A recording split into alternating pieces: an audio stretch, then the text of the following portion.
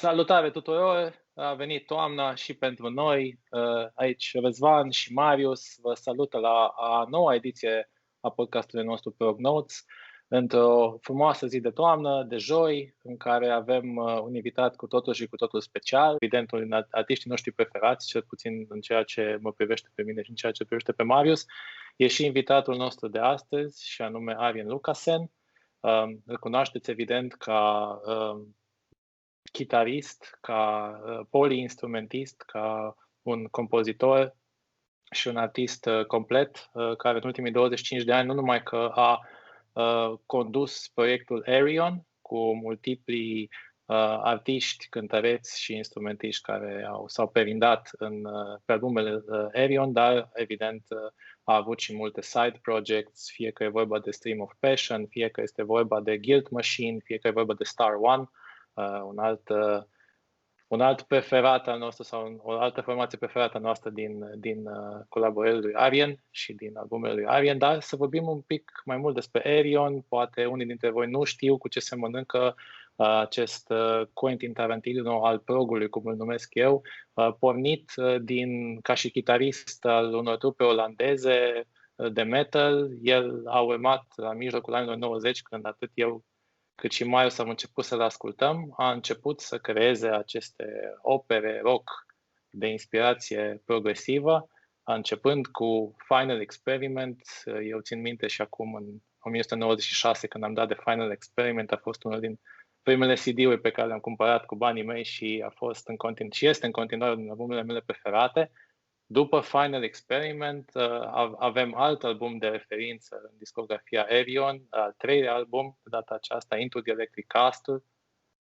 Poate că ați citit atât recenzia noastră a live-ului scos anul acesta, cât și a concertului de anul trecut, un eveniment deosebit pe care atât eu cât și Marius am avut bucuria să-l vedem live. În orice caz, 25 de ani de carieră, 10 albume Ayreon, numeroase side projects și iată ne aflăm astăzi cu câteva săptămâni înainte de lansarea lui Transitus, ultimul album Ayreon, un album cu totul special.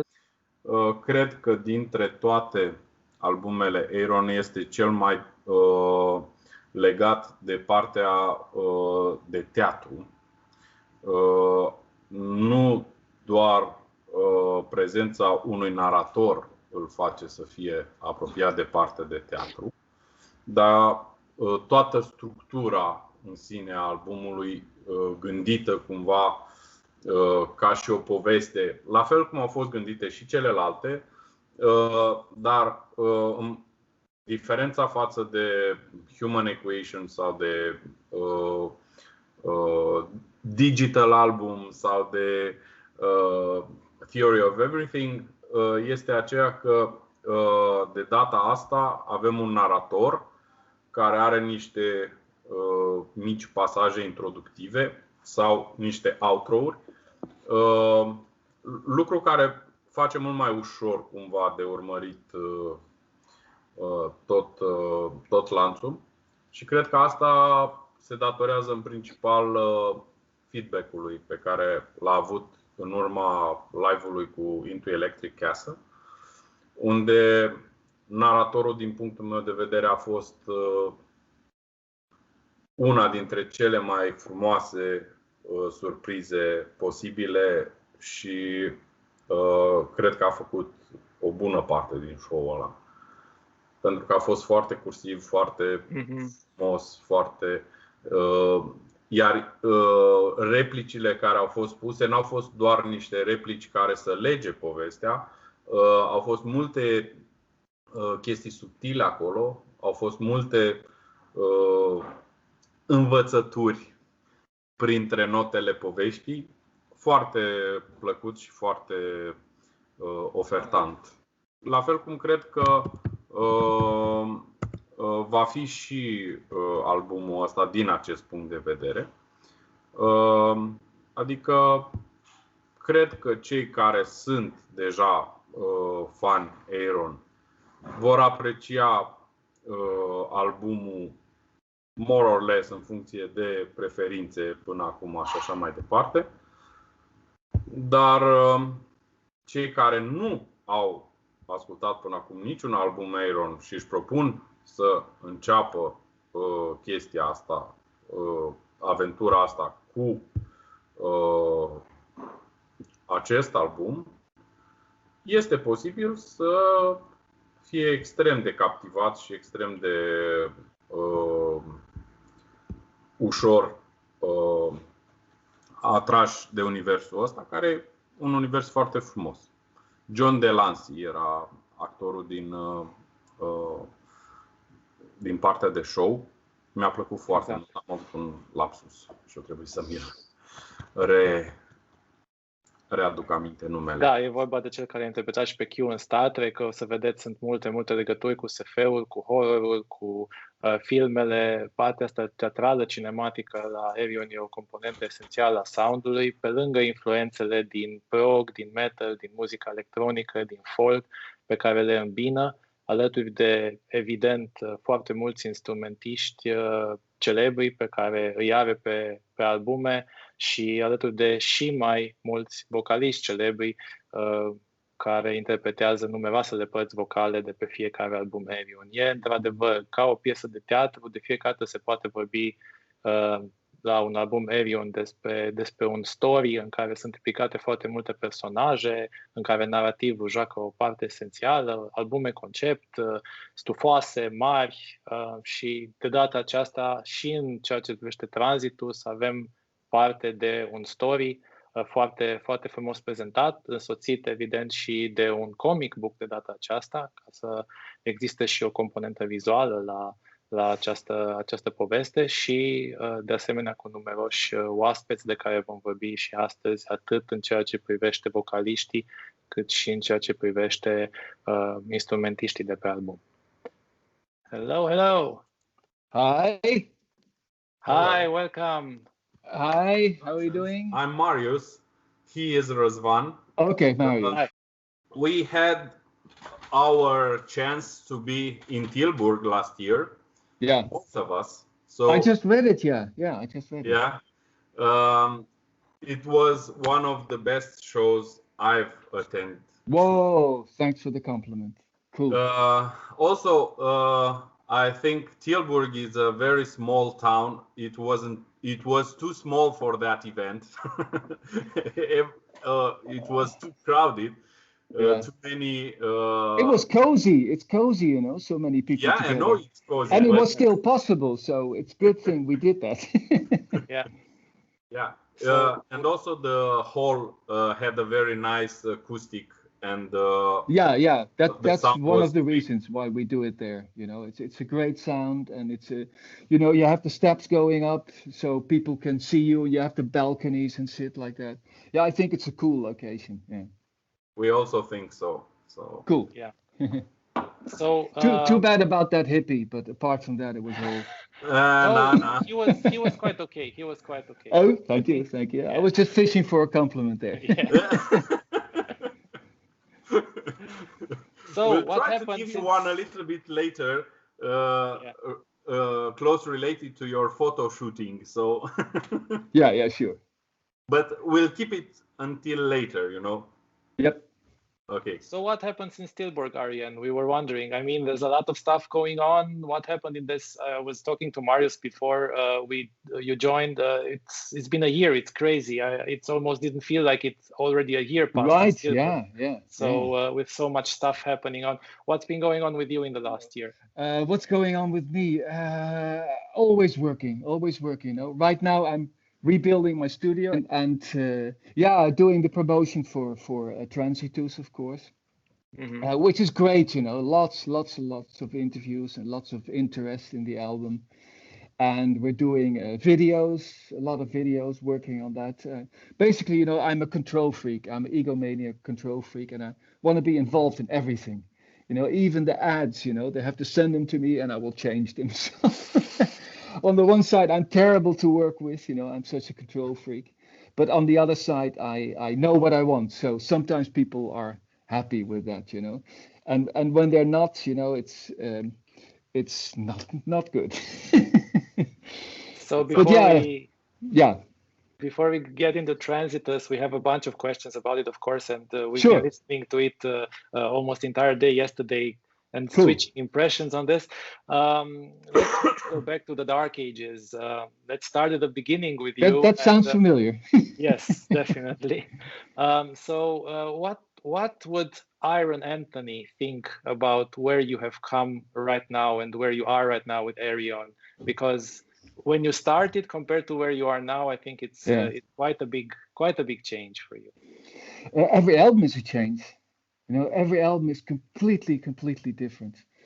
When I look back, you know, my first 15 years, ever since the late 70s, I've been touring the world for 15 years in various bands. That was totally different music again, you know, that was basically hard rock and heavy metal.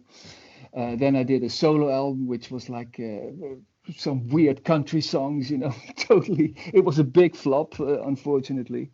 And then at some point I started like, okay, let's not do compromises to band members or to audience or to record companies. Let's do something I like, and probably everyone will hate it. And that's when I started to do Ayreon. And that's when I did the final experiment. And it's called the final experiment because I thought it would be my final experiment. Yeah, I really thought like, no one is going to like this. This is going to be the last thing I've ever done. And because it had so many styles, it had prog and it had metal and it had electronic, classical music, folk music, all put together. And I thought people would hate it. And it was the days of grunge, you know, it was Nirvana and Pearl Jam. That's what people were listening to. So I thought it's not going to work. But then to everyone's surprise, including my own, you know, the first album started selling. And already then I was like, I'm not going to make the same album twice. Even if that album was a success, I'm going to do something totally different for the second album, which was Actual Fantasy, which was indeed a very different album. It was not a rock opera. It didn't have all the big name musicians. And it sold less than the first Ayreon album, you know. So then with the third Ayreon album, Eclecticism, I was like, I have to go all out now, you know, and I have to like make something so over the top that people have to notice it. Either they hate it or they love it. I don't care, but they have to notice it. So yeah, to answer your question, my plan was to make different albums all the time and to change style all the time.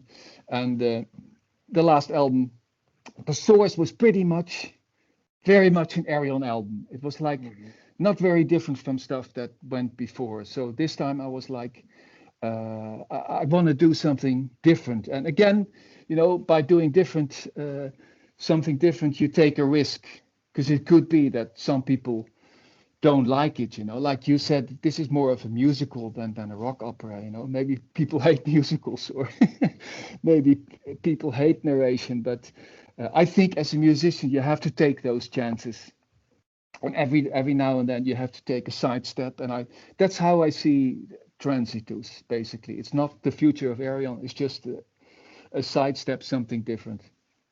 I hope I answered your question here. I totally forgot the question. No, basically, what's really interesting, and I think there are some questions related to this, and we keep asking this, everybody, regarding the writing process, especially for you, because you have so many styles that you use throughout your career. Right, yeah. How do you get that initial spark? You know, how do you know this is going to be this style or this type of stuff that I'm going to be doing? For the next it's all baby steps, and nothing is planned.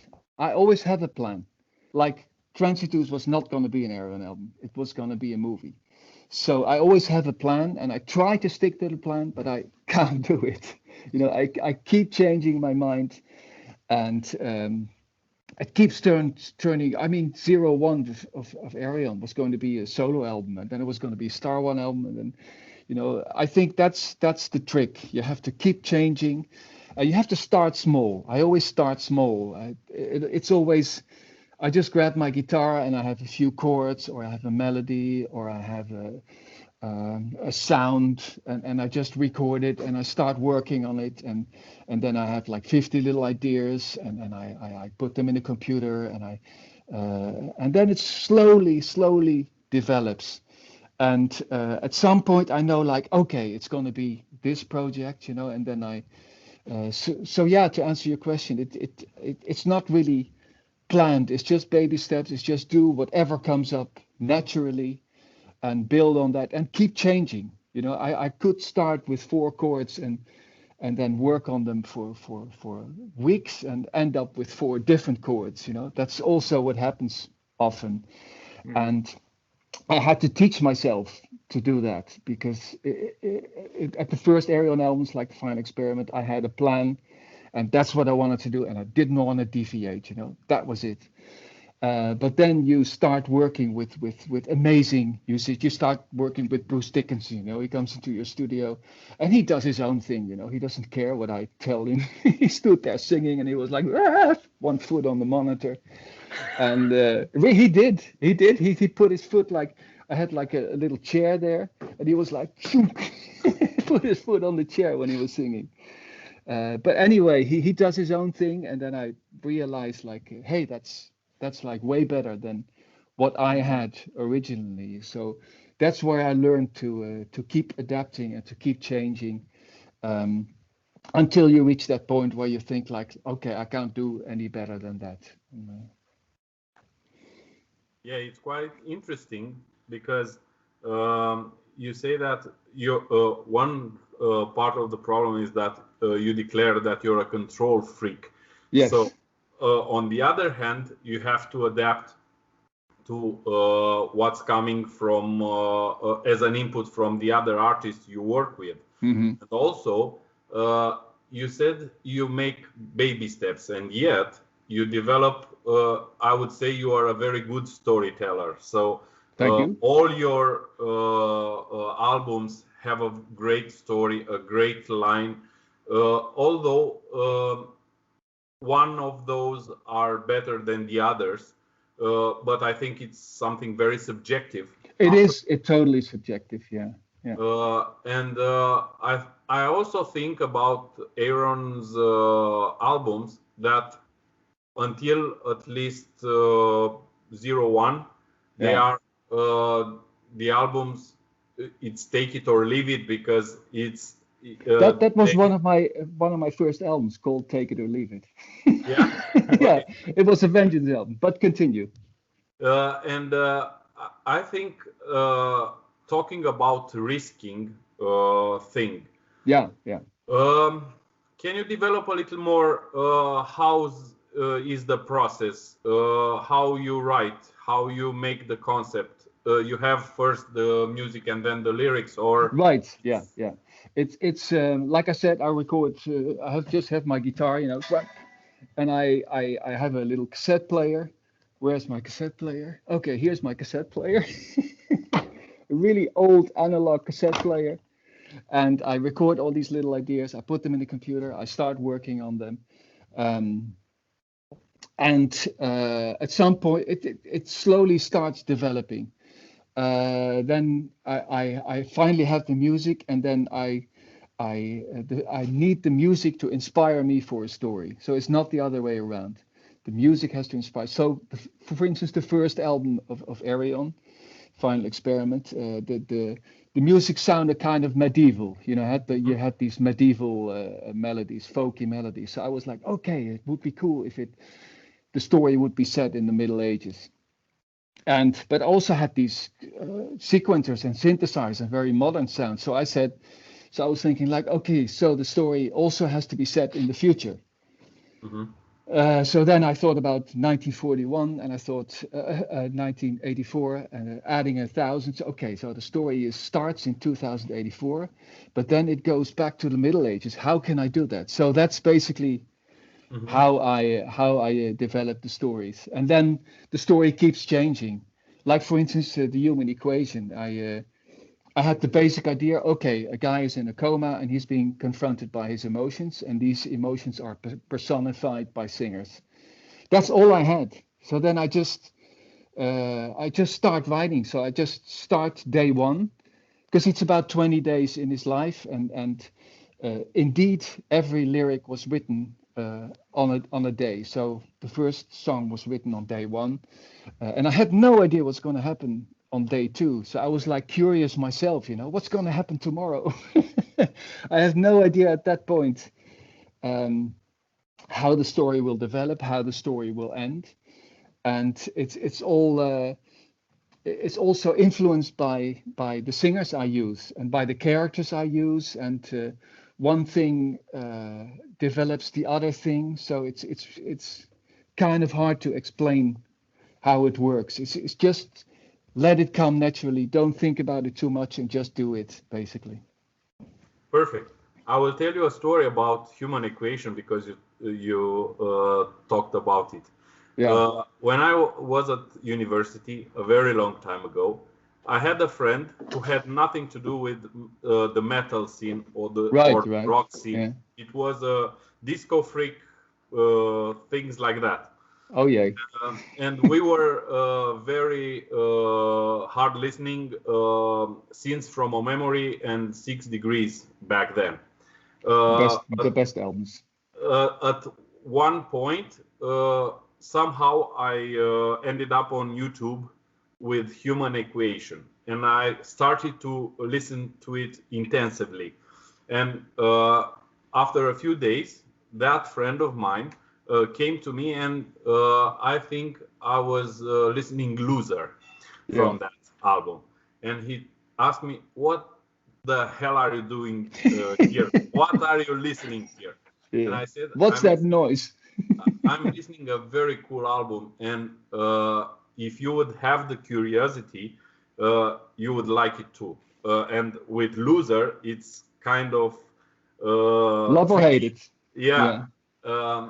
And he asked me the link. I gave it to him, and right now you have one more Ayreon. Whoa, that's cool. That's so cool.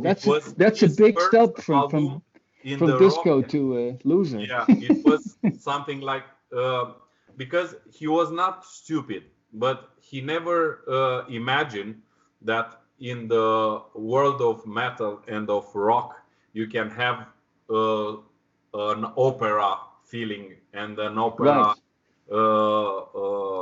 style and everything. So that was one of the greatest memories regarding Ayreon. So very, very cool. I think that's the power of Ayreon stuff. Well, it's the power, but it's also the danger, basically, of Ayreon, because it's so eclectic. You go from one extreme to another. I mean, if you like folk music and you hear Loser, I'm sure you would think like, oh, I'm not going to listen to Ayreon. I hate that crap. Or if you like folk, or if you like metal and you hear Valley of the Queens, this lovely little folk song, you think like, is this Ayreon? Well, you know, I'm not going to listen. It's dangerous. And I think that's why Ayreon, it has a extremely loyal fan base, you know, because the last shows where you were, there were 12,000 people from 64 countries. It's amazing, but it's still a limited, you know, it's not mainstream. It's not like Iron Maiden or AC/DC, you know, where you have like a huge crowd. And I think that's one of the reasons, because the music is so eclectic that you really have to put time in it. You have to like Loser is very different from the other albums on songs on Human Equation. You have to give it a chance to find why that song is there and in that place and how it fits into the story. You know, you have to put time in it. And of course nowadays, you know, with YouTube, and I'm guilty myself, you know, you look at YouTube, you give it 10 seconds, you don't like it, you see something in the sidebar, hup, you go to the next, and you don't give it a chance anymore. And in the old days of vinyl, you had to give it a chance, you know, because you've been washing cars all day to get the money to buy an album for 20 euros, and you go to the shop, you get your album, and it costs you 20 euros. So you're gonna damn well listen to it, you know. You have to put the needle in the groove and listen to the whole thing. And there were crappy songs, you know. On every album there are crappy songs, but you gave them a chance and you had to listen to them. And the weird thing was that eventually you ended up liking those songs. I still remember buying Led Zeppelin, you know, and they had a reggae song on there. And on YouTube, I would have given that like 2 seconds chance, you know, just got rid of it. But now it was like, okay, you played the album, so you heard that song over and over again. At some point, I was like, that's a cool song, you know. So That's the danger of Ayreon. Yeah, many people are saying that new platforms like Spotify or Tidal are the end of the way we are buying music and buy records and everything. But I think the main problem is not that. It's this thing you talked about, the zapping. Zapping throughout a YouTube channel or something and just listen to it for 20 seconds. I know. It's the fear of missing out. Yeah, it's like you want to hear everything. Yeah. There's 20 new bands, you don't want to give one band another a chance. Guilty person here. And I'm totally guilty, really, and I hate it, So now I found something new, and I started this 2 weeks ago. I now have this iPhone. I now bought these headphones. They sound really good. I now go on a long walk. I'm close to the beach here, to the sea, and then I just take my iPhone and I listen to a whole album. It's like I take the iPhone, put the headphones on, walk a beautiful way, put the iPhone in my pocket, and force myself to listen to the whole thing. Mm-hmm. And it's liberating, because you're much more at ease and you give it a chance. And still there are crappy songs, you don't like. I mean, that doesn't change, of course, but at least it gets a chance. So like you say, for Spotify, it's good, to find things. But then if you find something you think you may like, give it a chance. That's so important. Yep. I would like to judge an album as a whole, not one piece. Especially my music, because it's a story. If you hear Transitus and you hear Get Out, with Dee Snider, it totally does not fit on the album. It's totally not representative of the album. It's totally different than any other song on the album. So you have to listen to the album to find why that song is there. Why is there suddenly Dee Snider on a prog album? What the hell is he doing there? You have to find out. And speaking of this, there are many studies that show that the way that music is being composed has been changing throughout the last years. I'm sure. Coming closer to the beginning because people are zapping so much, so people are interested. I'm sure, it all has to happen in the first 20 seconds. Exactly. And then you have to start repeating that same shit for the. Exactly. It's awful. It's awful. Did that come into play? Does that influence your writing somehow? Oh, not at all. No. I won't. Okay. I will never let it. I will never be part of that. And I don't have to, because we were talking before about those 12,000 people, 64 countries who came to the show. They are totally loyal fans, and I make music for them. And I'm not thinking about getting new fans. I think that's going to be quite impossible. It can still happen thanks to you, for your disco friend, and it still happens, but it will be people telling other people. I think that's the way now that you can get more fans. But no, I would never ever think about that. So how could this be on YouTube, or how could this be on within the first 20 seconds? Quite the contrary, my new album Transitus has an intro of 10 minutes. And you heard it, like, what the fuck is happening? Got one extreme to a Floydy part, to a huge choir, to a big bombastic thing, to a voice talking, it's the opposite, you really have to listen to those 10 minutes and what's going on and follow the story. And I will totally, I did that when I started Ayreon, like I said, in the grunge area, people were listening to down, that's what they were listening to. And I come with the progressive rock opera, and really, I swear, 50 companies turned me down, 50 record companies turned me down, and I still have the proof of that. I still have the faxes, and I actually printed a few of those faxes in the re-release. All the companies turning me down. I saw that story. Yeah. I think it's on the Electric Castle re. Right. No, it's the Final Experiment. The Final Experiment, because that's the album that was that they didn't like. Yeah. and you see people saying it's a great album, we love it, and we are going to listen to it when we get home, but we were not going to sign you because it's not going to sell. Forget it. You know, so that's when I learned, okay, you should not do what people expect you to do. You know, you should just do what you're good at and what you like yourself, because you know that's what you're best at. If you try to, like you say in the first 20 seconds, please all the people, you're gonna and that doesn't happen. It's the end of your career, you know. But if you really make something from the heart and something, a big story, then there's going to be a lot of people who are not interested or a lot of people who don't care. But at least there's going to be that group of people that do love it, you know, and that do stay loyal to you if you keep spoiling them with every album. That's the trick. Yep, definitely. We totally get you there. Okay. So you already told us that you wanted Transitus to be something completely different. Yeah. Walk us through a little bit how you arrived at the lineup. Did you write with Cami or with Tommy in mind? How did this develop? Again, it was just totally changing my mind all the time. It started with like, okay, I want this to be a movie. Then I was like, wouldn't it be cool if the singers on this album would also be the actors in the movie? So I had to pick singers in a different way. In the past, I didn't care what people looked out like, you know, I just needed the voice. But now it was like, okay, do these singers fit the characters that I want them story, and do they look good? Do they have charisma?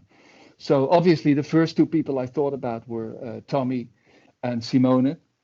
You know, they're both beautiful people. They have a lot of charisma. They are great singers. You know, that could be the two perfect headliners for main characters for the story. So that's how I started. They were going to be Tommy was going to be Daniel. He was going to be the rich man's son, and Simone was going to be the poor servant girl. But then, you know, I was listening to a cover mount CD of a magazine, and I heard this song "Whiter Shade of Pale," and it was this beautiful female voice, and I was like, "Oh, what is this?" You know, and it was called "Oceans of Slumber," and I went to YouTube and I checked it out, and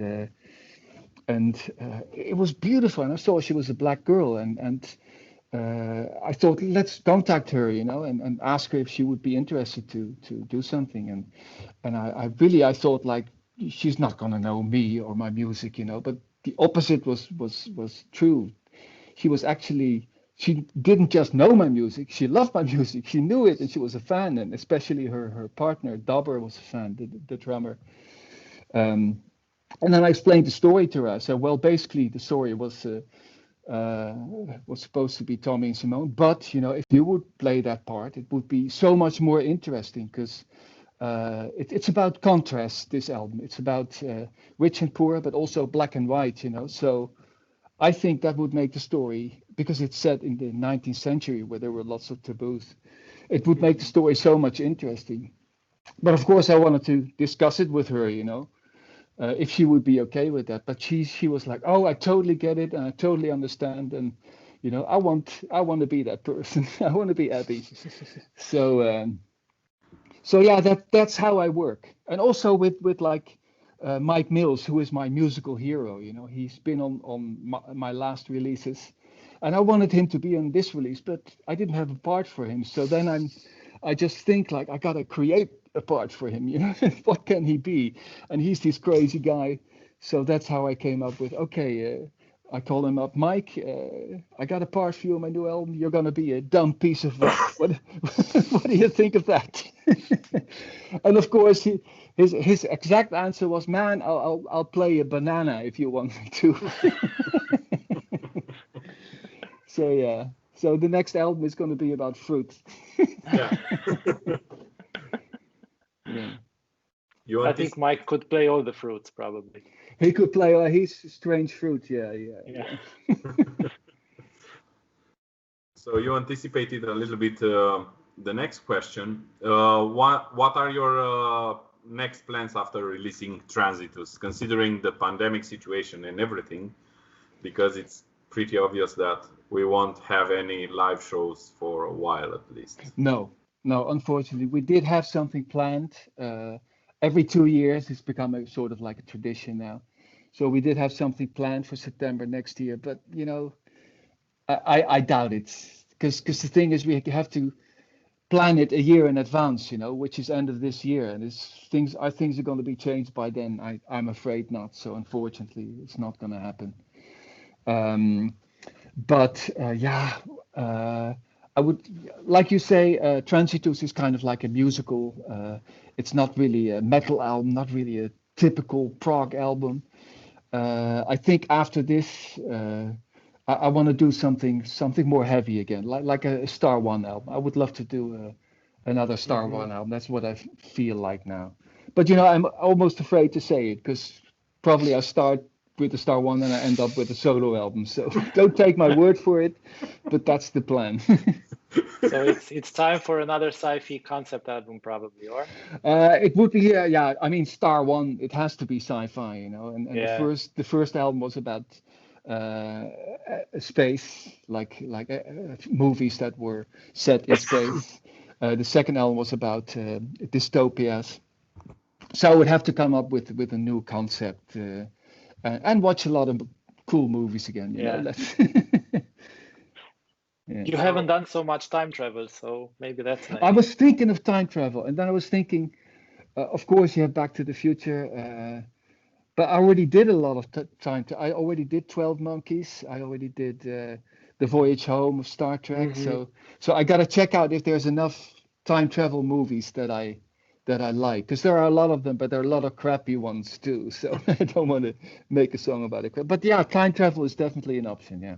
There's this very interesting, I don't know if you've seen it, this very interesting German series called Dark. Yeah, I know, yeah. I started it and I got totally lost because there were so many characters. Yeah.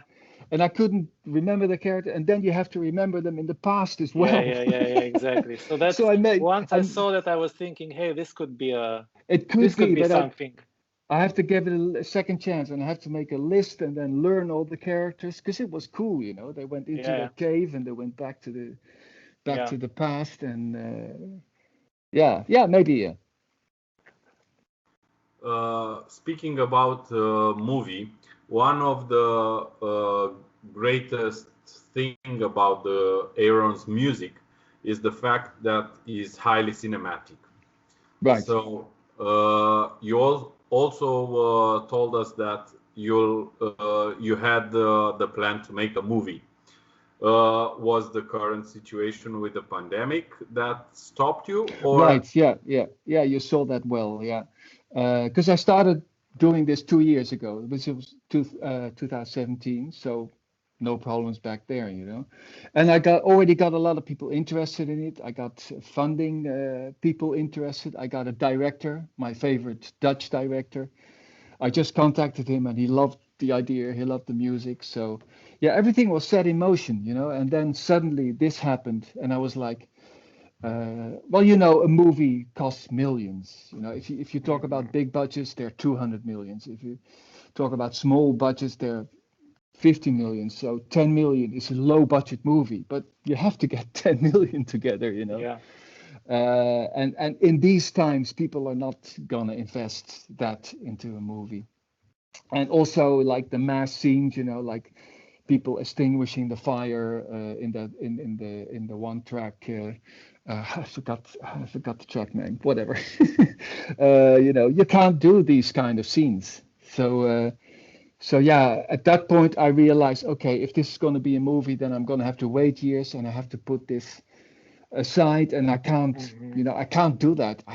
Everything is ready, everything is finished. I can't wait years, until maybe one day I can do it. So that's the point where I decided, okay, it's not going to be a movie, then it's going to be an album, and then let's at least do a comic book, because that's one of my dreams as well. I was a huge comic book nerd as I grew up, when all my neighbor kids were playing outside in the sun, and I was in my room with the windows closed, curtains closed, reading Spider-Man. So yeah, I realized my other dream, which was making a comic book. Nice. That's great. We appreciate that. Okay, also, cool. Also, talking about great qualities of Ayreon's music, those who witness the show in Tilburg, I think appreciated all of them the John Lancey acting role. Oh yeah. And I was wondering, listening to Transitus, if the narrator's role was inspired by the success from the live show. I'm not sure. Maybe it's kind of an addiction to work with actors that you grew up watching. You know, the first actor I got was Rutger Hauer of Blade Runner. He was the narrator on my solo album. I think it started with that. You know, it's like, okay, here's my favorite Dutch actor of all time. Well, Rutger Hauer, you know, he was in my favorite movie of all time, Blade Runner. And he did it, and we met him, and I was Skyping with him for 2 weeks, and it was so much fun. And it's an addiction, you know, like, whoa, I can work with my favorite actors, you know, that I grew up watching. And then that's how I got the strength to ask John Delancey for the live album, like, you know, maybe he'll just do it. And he did it, and we met him, and he was such an incredibly nice guy. Did you guys also watch the behind the scenes of the TV? Well, we consume everything. Okay, cool. It's almost impossible to ask us something about Ayreon, and we don't know about it. Great. Well, then you saw what a nice guy he is. We're not a representative for Ayreon audience, because we are Ayreon freaks. So okay, that's good. That's good. So yeah, working with it's always a fear, you know, to encounter one of your heroes and he's an asshole. You know, that's terrible. Imagine if John Delancey would have come over and he would have been like a dick, you know, that would have been terrible, because I grew up watching him and he was my hero, and so that's always a danger. So it's so great when you meet them, and they are great people. And so yeah, it was kind of an addiction. It was also like giving me confidence, like, okay, I can get my heroes, I can get them, you know. So with this album, actually it didn't have narration until the last moment. The album was finished, I played it to people, and like I told you guys, there were the first 10 minutes that were really hard to get into. And people said it, you know, like, whoa, those first 10 minutes, are you sure you're going to do that? And then I was like, yeah, maybe it's hard to get into, maybe it needs a narrator. And that's the point where I started, like, okay, if I have a narration, it should be amazing, you know, it should be like a beautiful voice. And then I'm thinking about War of the Worlds, Richard Burton, who did the voice there, you know.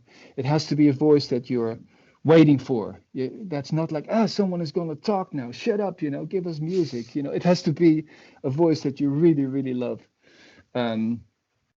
So I made a list of 5 or 10 actors, and I started approaching them.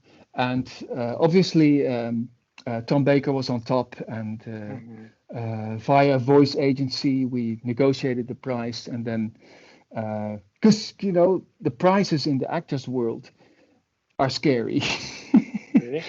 Really, I was like negotiating with Gillian Anderson of X-Files, and Whoopi Goldberg, who was also in Star Trek. Yeah. And you have to think 6 figures, you know, that's what you pay for them for 1 day of recording. Yeah. It's a different world. Okay. And because you have these voice agencies, and you have like 100 voices, you know, and there are 5 famous ones and 95 unknown ones, and the unknown ones are okay, you can pay them, you know, they're maybe 5 figures or maybe 4, but you don't want them, you know, you want those 4 famous ones, and they know that, so those prices are crazy. But anyway, you know, because it's a dream come true, and because I grew up watching Doctor Who, and because he's my favorite Doctor Who of all time, I would have paid anything, you know, and so you agree on a price, but then of course they have to convince Tom to do it, because he's not going to do it for the money. He doesn't need to do it for the money. I mean, he's got to like it, and so we really wrote the narration to fit him, to fit the Doctor Who that I saw in the 70s for 8 years. And indeed, his first reaction was, it feels like it's written for me, and in the back of my mind I was like, well, it is.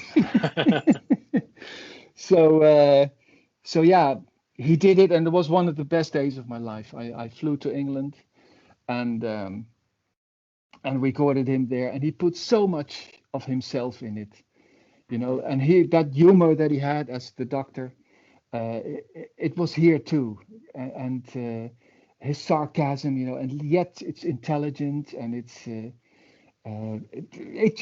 just fits perfectly. It's like a grandfather telling a story to his grandkid. That's basically what I had in mind. So I hope it comes across that way. That's what I felt when I listened for the first time of the record. So cool. It purpose accomplished. Yeah. Speaking about another great asset of Ayreon's music, I think it's time to talk a little bit about the graphic. You have great artworks from the very first album, and you also said that for Transitus you have something special and something new. Tell us more a little bit about the artwork and everything that comes with the Ayreon. Artwork is so incredibly important for me. As a kid, I grew up in the 60s. So as a kid, you went to the record shops, and you were just browsing through all this vinyl. And you were just looking at artwork, you were being influenced by artwork. And if 9 out of 10 times, also the albums with great cover art, they were also great albums. Or maybe it just influenced me, because the artwork was so great. I liked the music more. So for me, it's a piece of art, just like buying a painting. I would really get this vinyl and I would read everything. And it was even, I would not buy albums because they didn't have lyrics. If it wouldn't have lyrics, I would not buy it. It's not like now you can Google the lyrics. I wanted you take the sleeve out, and then on the inside there were the lyrics, and you could follow the story and you could follow the lyrics. So it's always been incredibly important for me, So I put a lot of time in that, and I put a lot of money in it. And even though nowadays many people who are on Spotify, they won't even know what the artwork is, But that's I don't give a problem.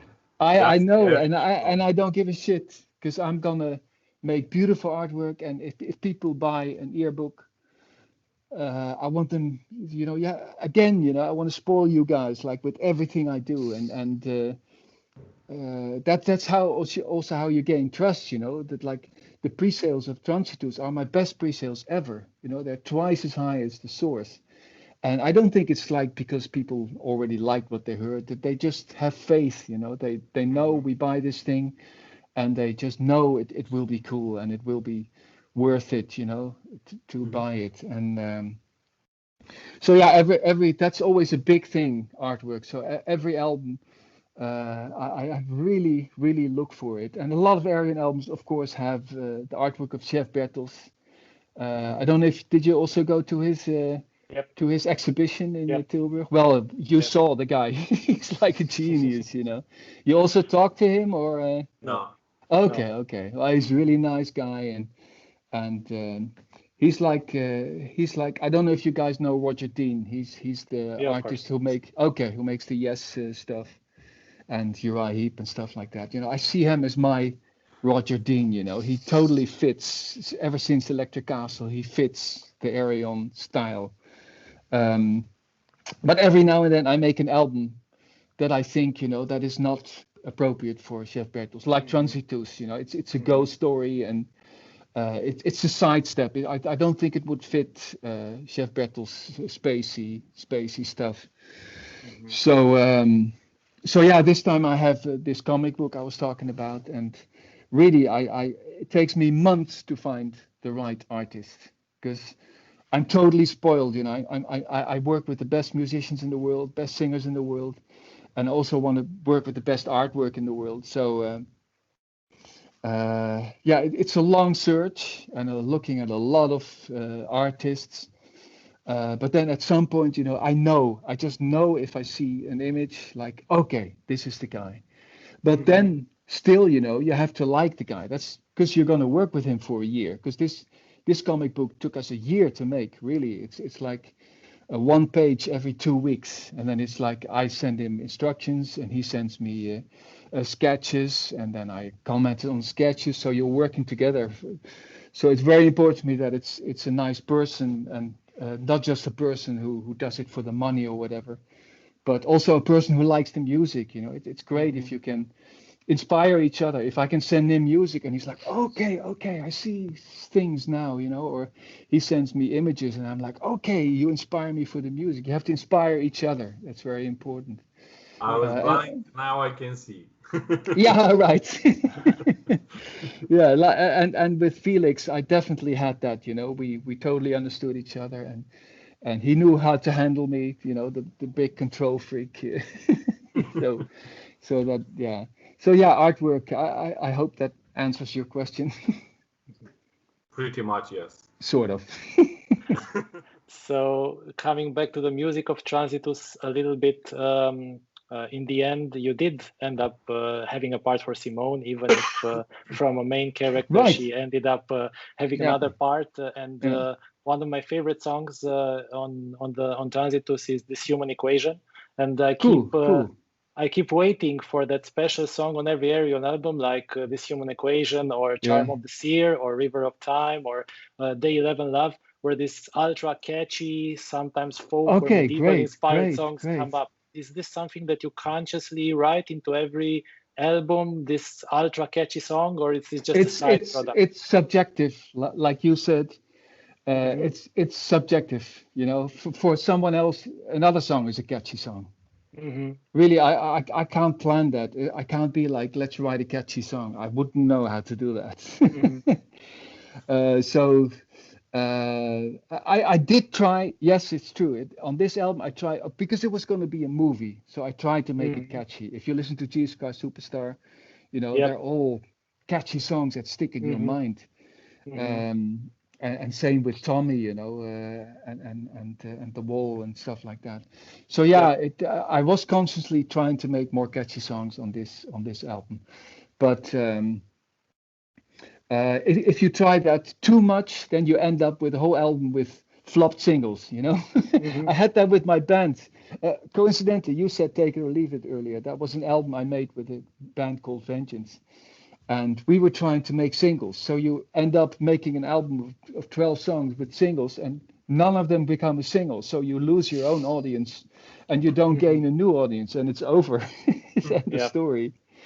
So... But yeah, with This Human Equation, it felt very special for me already when I was working on it. And coincidentally, in about 2 hours, we're gonna have a video on YouTube for. And Simone is like cuter than ever. Really, you're gonna love it. It's totally different side of Simone. If you see her in Epica, she's like really serious and really operatic and over the top. And on this album, there's the glimmer in her eye. She's fun and she's kind of like the naughty angel of death, and she does it so great. She's so cute. She's really really great person. So I'm glad you like that track. Thanks. I also perceived this album sonically like a little retrospective through all albums. Is that intentional? Well, I wanted to make a warm album. I think The Source was not a warm album. I think The Source was a cold album, was a metal album, was industrial. I love it, don't get me wrong. I think The Day That the World Breaks Down, I think it's the best thing I've ever done. And YouTube proves that, it has over 1 million views, which is weird for my music because it's not really YouTube music. So this album I wanted to be extremely warm. So all real instruments. Like I bought I like this here, like this toy piano, you know. Bought a little toy. I wanted everything to be real, not use samples, and also wanted a lot of new instruments on this album. Like there's the hurdy-gurdy, there's the horn, there's a choir, you know, and from Israel that has that kind of like feel that I was a big fan of The Omen in the 70s, the movie, and it had this score of Jerry Goldsmith, you know, with the ominous choir. So I wanted to get that feeling. So to answer this question, I don't think I was trying to go back to earlier albums with this album. I was trying more to find new instruments that I never worked with, I think. But yeah, you know, my style will always be there.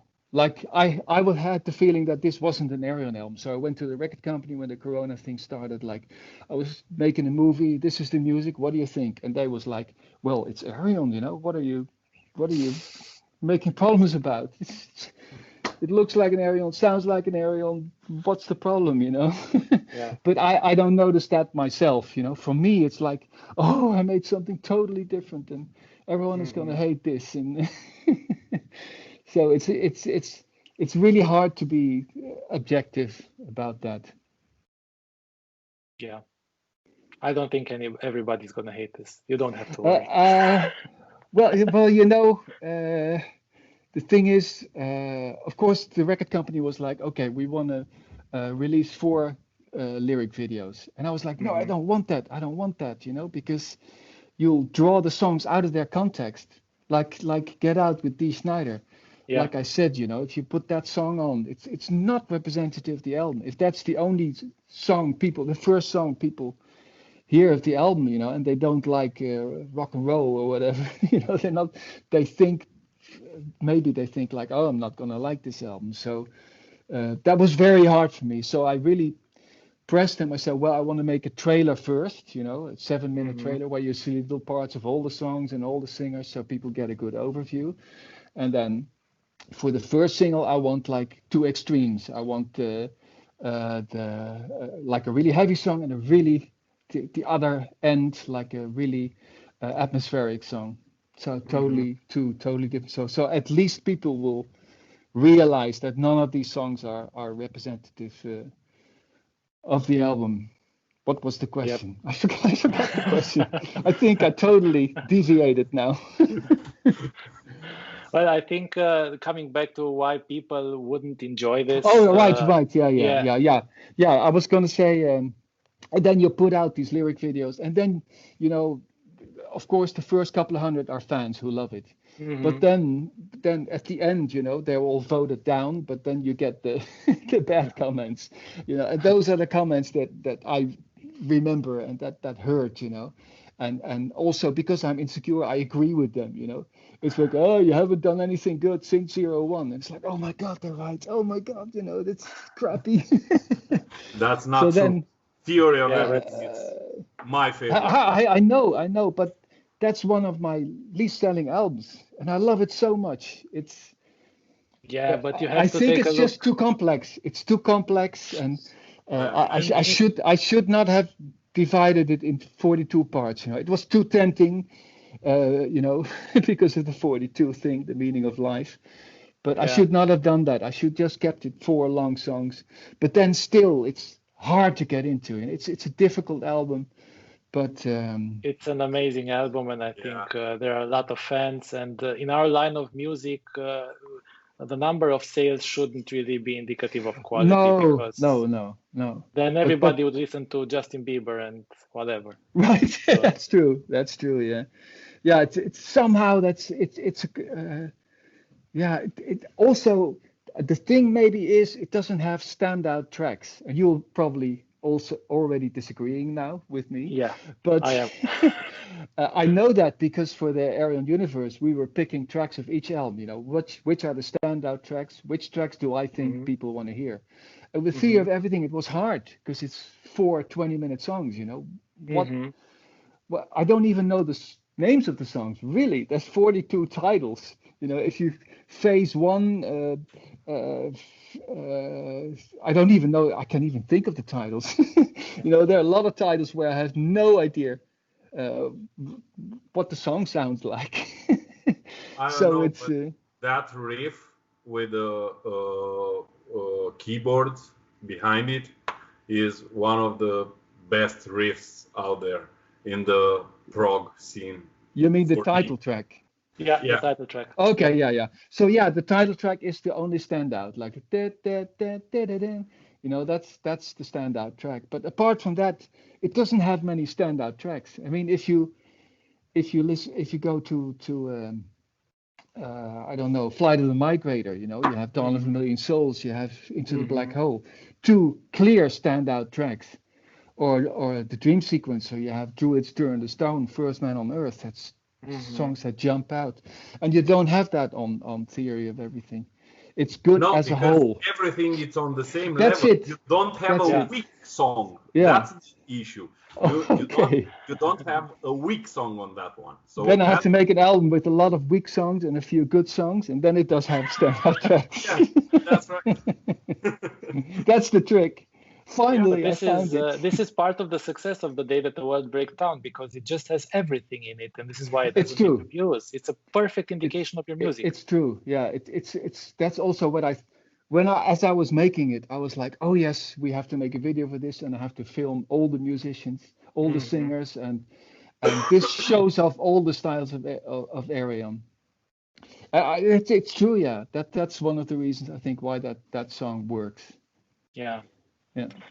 So coming back a little bit, you mentioned Jesus Christ Superstar, and I was thinking because it's had such a huge influence, and I personally also love musicals. And one of my favorites, for instance, from this year was when Disney Plus released Hamilton, but that's a different story. Yeah. But basically, I think now also with Steven Wilson getting Elton John for his new album as a guest, and with you being involved a lot in just getting some of your favorite narrators and stuff like that. Didn't he just say a few words or like a shopping list or something? Also narration. Yeah. So it's also a little bit narration. But I was wondering if it opens a little bit the door for you to get some from commercial music, some vocalists or some guests from the mainstream, not from our genres. Believe me, I've tried, and it's impossible. Really, I've tried ever since I started with Ayreon. I've tried all these people who are not in the prog and the metal scene, and I'm not able to do it. I think, firstly, they don't know me. They think, who the hell is this guy, and who does he think he is? Secondly, prog and metal are dirty words for these people. I still remember, with negotiating with someone famous, and I was like, well, it's a concept album. Oh, I don't do concept albums. Or it's about science fiction. Oh, that's cheesy. I don't do that. And really, I can show you the list of people I tried, who are from not from our scene. And I just can't do it. I can't get them. Because I think it would be extremely cool, to have someone people don't expect on your album. Yeah, exactly. Really, I've had like singers of Duran Duran, or singers of Sex Pistols like Johnny Rotten. Wouldn't it be cool if he would be around? Even if you hate him, it would be. I would use him in a way where people would be like, "Hey, this is cool," It would be such a. Or even people like Kate Bush, who did I try? Really, the list is endless, and it's really hard. And I know Steven Wilson is trying that too, to get to the mainstream. But I don't think we'll ever get there. And I don't think we should be trying. Really, I'm not gonna try. Personally, I'm on your side. Razvan is pretty much very attached with the pop scene and everything. I'm not. So for me, the pop scene is like, nah, we don't cross the barrier. I don't go over there. To the Bone for me is not a prog album, although it was reviewed by all the prog magazines out there. Online. No, it wasn't, and Steven Wilson would agree with you. Yeah, definitely. He'd be the first one to agree with you. I don't know how much, but personally, I don't put it in the same place with the Raven that refused to sing. No. Totally not. No. Yeah, But it's a good thing about Steven Wilson, you know, and it's an example for me of daring to change. Yep. Yeah. You know, I would never make that change to the stuff he does because I don't like it. I don't like the 80s. I don't like all the electronic music from that you know, all the samples and it's terrible. Or I don't like. I think he should try an album opening Pandora's box, because that's what he does. Right. Yes. Yeah. There is this tendency, though, in prog especially, to incorporate more and more electronica and 80s influences a lot in these days. Well, I love electronic, but I love the 70s electronic. I love the analog electronic. I love Tangerine Dream. You know, I love Kraftwerk. Those are the things I love. The real synthesizers and the real experimenting. But in the 80s, it was streamlined. You know, it was like ABBA, and I know Steven Wilson loves ABBA, and I know how good they are. You know, but it's definitely not my music. It's not something I would listen to. I mean, I don't like catchy music. Maybe that's why I can't make it. You know, I can't. I think it's catchy for you guys because you give it the time and you like the style of music. But for the mainstream, I tried. You know, I tried on my solo album, first solo album in '93. I tried to be commercial, and it totally doesn't work. It doesn't work because your heart is not in it, and I think somehow people feel that. But I mean, in Steven Wilson's case, he does like ABBA and he does like that music, so his heart is in it. So. But still, you know, I think his chances of reaching that audience are slim. Yeah. I think it depends very much on how your audience listen to the music, and if really listen to the music. Because if you're having the music in a background playing for you just for fun, and you're doing something else. It's one thing, and listening one album from top to the end with the graphics in your hands, with the lyrics in your hands, trying to understand all kind of the connections and trying to listen all kind of connections between your music and the 70s and the 80s and everything that inspired you. It's completely different. So basically, I would say that going to the mainstream requires that that feeling of having a background music. Yeah, and my music would be terrible as background. I mean, if you'd be ironing your clothes and you hear "Killing It From Afar, go tell it at the bar," you'd be like, "Shut up, man." That's right. And I'm the same. If I'm cooking dinner, I put on like a stupid classics show on TV, you know. I don't want to hear my own music when I'm cooking, you know. I want to hear nice 60s songs in the back. I want to hear the Beatles and whatever, you know, in the background, or some hits, you know, some Kate Bush or whatever. So I understand it. It's like you said, it's totally two different things. Music as background or music as totally your main thing you're listening to. So yeah. So Arjen, I think you're running slowly out of time for us. Oh shit, I don't know. What time is it? We could stay here forever.